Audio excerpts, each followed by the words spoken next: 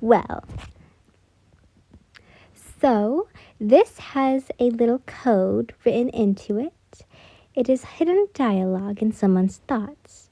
And also, I have to apologize, not for myself, but basically this is not the last chapter, but tomorrow, I think, is the last chapter before we get to all the endings. Hold up, I'm looking right now. Yeah, this is the last chapter until we get all endings. And by the way, there are some mature endings, so have fun. But anyways, here is this. Oh, I forgot what part we're on. I think I don't know, but here we go. Good evening, Mr. Deku. And that is, the policeman asked. Bob. Bob stuttered as he introduced himself. Ah, it's nice to meet you again, Bob. I'm Officer Ligma. He smiled at Bob. Oh, nice to meet you, Ligma. Bob was cut off by the police officer. Ligma paused. The man frantically laughed when Izuku sighed. He gave Bob an apologetic smile. Don't mind him. He's always like that, he reassured him. I'm just messing with you, big man. The policeman smacked Bob's back. Well, go ahead and look for any clues that we can help us find Yin. The police officer smiled and soon left.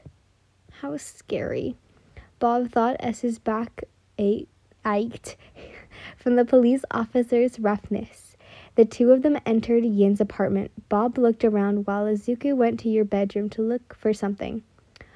Sir Midoriya, I'm not really sure as to how I could be of any help to this case, Bob told Izuku. No worries.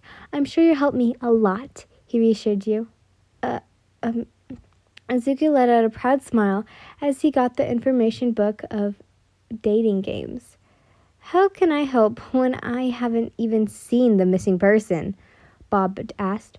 Oh, right. I'm sorry. I got too excited that I forgot. Izuku walked towards Bob as he whipped out his phone. Let me show you a picture of us together, he added. Bob's eyes widened as soon as his eyes laid upon Yin. She looked exactly like the Yin he knew in his world. They both had the same name, same hair, same eyes, same nose and lips, same skin tone, same body. The only difference was that she looked a little older in the picture. Why? Bob was confused. Why did Izuku's sister look so much like you? Does she look familiar to you? Izuku asked, feeling a glimmer of hope of how to find you. Yeah. Bob replied. Izuku's eyes widened. He frantically grabbed the information book about dating games and showed it to Bob. What's this? Bob asked. You'll understand when you look at it, Izuku replied as Bob was in shock. How did any informational book about a game have a picture of his school, even his classmates? Wait, does it say love interest on them? Bob thought as he skimmed through the pictures of Tanjiro, Zenitsu, Rengoku, Senju, Inosuke, and many more. Why does it have a picture of my school? Bob looked at Izuku with concerned eyes. His school? Did he say that Yin looked familiar? He also looked shocked when he looked at the love interest in the game, so that means that they might be. Izuku started to inaugurate mumbles, which irritated Bob a little. For after a minute, Izuku quickly looked at Bob. Oh my god, Bob, thank you. I finally have an idea as to where Yin is. Izuku thanked Bob. Meanwhile, you frantically ran away from Zenitsu as tears rolled down your cheeks. The only thing on your mind was that you needed to get away to Blake Oyarichi. Oh no. Yin, a voice spoke out. You looked to see Akaza. He was quick to understand what was happening. He quickly held you as he noticed you were staggering. It must have been Zenitsu, Akaza thought as he clenched his jaw. You, on the other hand, were panicking. You were trying to separate yourself from him, but no avail. You tried speaking out of it to come out of gibberish. You were scared of all you wanted to do was go home. You were cut off as your shock and fear. You were practically sobbing at this moment. A deep part of you felt embarrassed. Not only that, but you also felt fear with the thought of, what if he's like Zenitsu and the others too? Yin, hey, calm down, okay? Breathe. He told you as he called out your name to gain your attention. You gasped as you looked at him. Hey, inhale. He spoke out in a calming voice. Exhale. He added, and which you did as you were told. All right, keep doing it. You're doing great, okay? How about we move away from here? He suggested. You nodded as your legs struggled to follow him. If it weren't for his support, your legs wouldn't have even worked at right now out of fear. Akaza took you to the back of the school where no students really go. What happened? Akaza asked. You couldn't find the words to answer him. He stared at you. His heart felt like it was being torn. He hated seeing you like this. Oh, how badly he wanted to hug you. But Akaza knew better, that you wouldn't appreciate that, especially since he knows that you're still in shock and weren't sure if you could trust him or not. Go. Akaza spoke. You looked at him confused. I'll get your stuff for you and give it to you later. You don't have to tell me what happened if you don't want to remember it. Go and leave this school and head to your home. You don't have to worry about a thing. I'll protect you. Akaza told you, and you looked at him. Your eyes glimmered with hope. Maybe I can trust him, you thought. Can you walk me to the gate? You nodded. You asked. He nodded. Thank you. You told him. With your cold, trembling hands, you clenched onto his arm for your dear life as he guided you to the school gate. I need to protect her, to gain her trust, to get her to depend on me, to make sure she won't ever have any thoughts of leaving my side. Akaza thought as his approach on this is far different from the others' district approach. Yurichi's POV. Wait, you're going home right now? My coworker asked. I nodded in response. I can continue my work at home. I have a computer anyways. You can send me the thing I asked you about later, I replied. But didn't the coworker was cut off by Junyin, a police officer. Nah, let him go, Kai. He got kids to feed. Jin told Kai as he lit up a cigarette. You're a father? Kai spoke out in shock. Wait, you've divorced like me? Marshall continued. Jin let out a laugh. By kids, I mean a cat and dog of his. I nodded at the statement, Jin's statement. Marshall frowned as he thought he had someone who was also divorced. I hadn't even married anyone yet. I'm going to butcher his last name. I think his last name. Yes, his last name. Sir Tishigari Kuni, you're going home? Anali asked. Yeah, I need to feed my pets. I also have a tarantula I need to take care of, I replied. A tarantula? Wow. Yurichi, you're adopting everything, huh? Jinin mumbled. I shook my head. No, a kid just asked me to take care of it. I corrected Jinin. A kid? You got a new neighbor? Kai asked. No, just a kid I ran into lots of times. She's a friend of mine. I told him. Watch him adopt her or something. Jinin smirked as if he could foresee the future. I wouldn't be surprised, Marshall added. I was a little confused by their jokes. Do I really adopt every living thing I met? I soon grabbed my stuff as I started heading home. My home was just 10 minutes away from the police station, so I don't have to take a cab or anything. I wonder what brother Junior eats. Should I head to the pet store? Do they have food for tarantulas there? Maybe Yin will bring him some food. Should I text her? My thoughts were cut off by the sight of what was in front of me. Yin was in front of the door of my house. She hugged her legs and buried her face in them. Yin? I called out her name, confused. She flinched and quickly looked up. Her stiff posture softened as she quickly got up. Yurichi? She sniffed. Her eyes were red from crying. Her body was trembling, and her hands had small marks. I didn't notice that she had a habit of rubbing her nails against her hand. Yin, in that state, shocked me.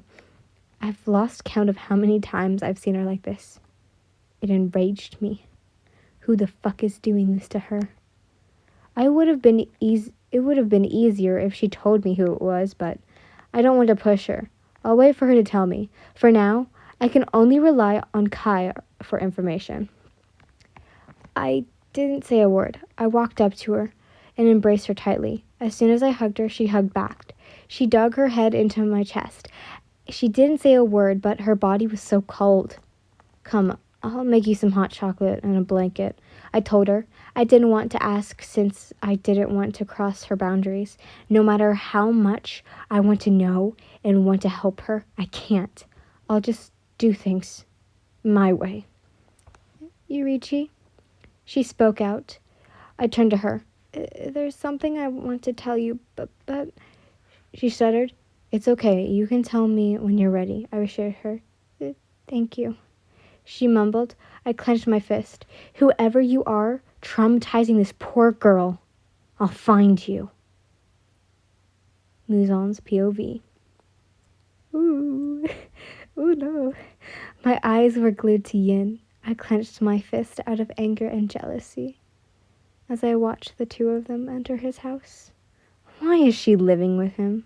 That pathetic fucking bitch. She lives with him, a man double her age. Probably even... Yeah, I'm just gonna say this. Probably even fucking him. What a whore. You're a hypocrite, Ian. You don't want to be with someone older than you, but you're spreading your legs for a man around my age. How dare she? How dare she try to run away from me? How dare she not take responsibilities for the emotions she had me feel? How dare she turn her back on me? How dare she not be mine? I grit my teeth. I'll do anything I can, little lamb. You won't escape my shackles. After all, just a poor, innocent daisy. And I don't think you understand what kind of innocence I mean during chapter 10. God, you're so naive. You know nothing. Not even the fact that I control this world. Everyone and everything here is just a pawn. Everything that has happened between you and me is so convincing. Don't believe me? Go look at chapter 24, listeners. Do you think that thunderstorm was just a coincidence? Oh shoot, that wasn't the one I read. Oopsies. I should have held you down when I had the chance. You were already at my apartment, but I didn't. When you took care of me, I didn't even try to do anything, nor try to tie you down or drug you. You should have just stuck with me. That's how compassionate and merciful I am. And this is how you pay me back. I've let you run free for too long. It's time I tie you down. Just wait, Yin. I will have you. Meanwhile, Aizawa's POV. God, we're switching POVs a lot. I stared at the man named Mortimer. He frantically came to Ryoko's bakery. There was something about him that I felt uneasy about. I didn't know what it was about. I have a feeling that I should trust my gut. You come here so frequently and always order the same thing. Who's it for? Saito asked Mortimer. The man just let out a small chuckle. It's for my younger sister. It's her favorite, she replied. Oh, really? What's her name? I'm going to butcher this name. Sato asked. Futimo, he replied. My eyes widened. Futimo. That name sounds very familiar. Rikudo soon gave Mortimer change. All right, well, have a nice day. He gave him a smile, but the man only nodded and soon left. Futimo. I swear I know that name. I was so lost in my thoughts that I didn't even notice Rikudo walking towards me. Doesn't her name sound familiar, Sensei? He commented.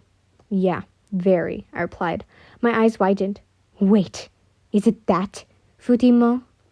But that's impossible. She isn't dead. I let out a sigh. I should have just brushed it off.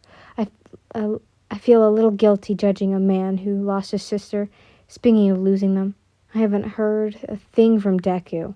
Last time he told me he was on a lead, but that's all he said. I just hope that Yin ran away on her own accord and that she wasn't kidnapped by a villain. That way I know for sure that she's safe. God, I hope she's safe. Second person POV. Oh no, what is happening? Okay. Didn't Yurichi say that he liked curry?